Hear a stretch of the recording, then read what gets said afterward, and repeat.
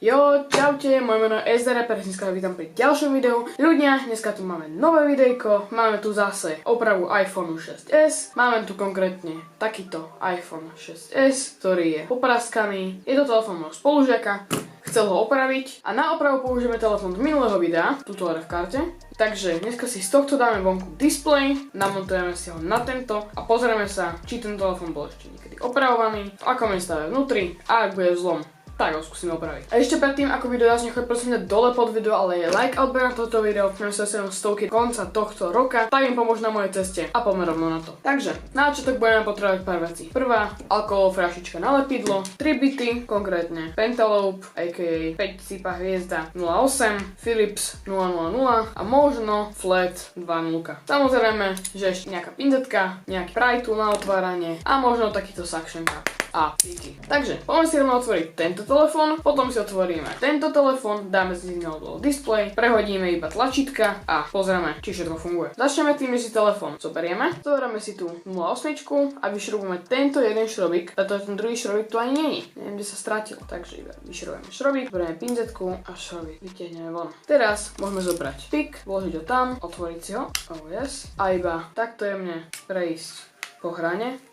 Z jednej strany, z druhej strany, tuto sú flex kable, čiže tuto hore neodporúčam chodiť, ale keď to máte nadvihnuté, tak si pozriete displej, pohýbete, otvoríte. OK, čo je toto? V prvom rade, tuto chýba šrobík, to hneď vidím. Tuto je jeden šrobík, ktorý je missing. Tuto je druhý šrobík a okrem toho je telefón. Samozrejme baterka neoriginála. Telefón je tuto pinavý, je zle nalepená lepka, displej neoriginálny. Aj tuto hore chýba šrobík na displeji, takže úplne všetko s týmto telefónom zatiaľ vyzerá by zle. Takže my si dáme dole tento pliešok a ideme sa rovno pustiť na dávanie dolu tlačítka z displeja, pretože nič iné dole dávať nepotrebujem. Takže si zoberieme to Philips šrobík, urobíme, takže tento zišiel pekne dole sám. Skúsime ostatné, či nezídu. Asi nie. Dáme unscrew, 1, 2, 3. Máme pinzetku, nadvihneme si pliešok, zoberieme ho preč, zoberieme picking tool, dáme preč flex kábel 1, flex kábel 2, flex kábel 3 a display máme dole. Toto samozrejme, že je neoriginálne, ale tuto je ten chýbací šrobík, ale my si ideme dať iba dole toto tlačítko, pretože my potrebujeme iba v podstate ten modul z tohto displeja. Zase zoberieme Philips, dáme vonku šrobík 1, 2, pinzetka, nadvihnúť, picking tool, odpojiť, potiahnuť a máme vonku tlačítko. To je všetko, máme vonku tlačítko, to je jediná vec, čo budeme dávať na druhý telefón.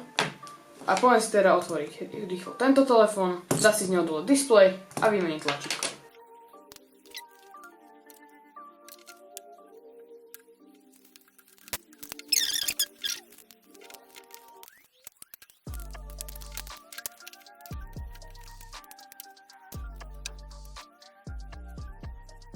Tak, to máme tento displej kompletne pripravený a môžeme si do neho teda vložiť tlačítko z druhého displeja, priložíme, pripojíme, zoberieme tento pliešok, vložíme ho tam, je dôležité ho dať pod túto vec, pretože tak má byť a preto tak aj bude. Tak, teraz zoberieme tretie šrobíky, šrobík 1, šrobík 2 a keďže nám vypadli 2 a missing som našiel takisto 2, tak potom došrobujeme, pretože to je bol zle odvedený job.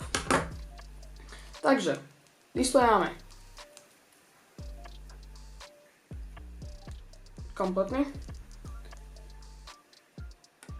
a my si ideme vyčistiť housing tohto telefónu.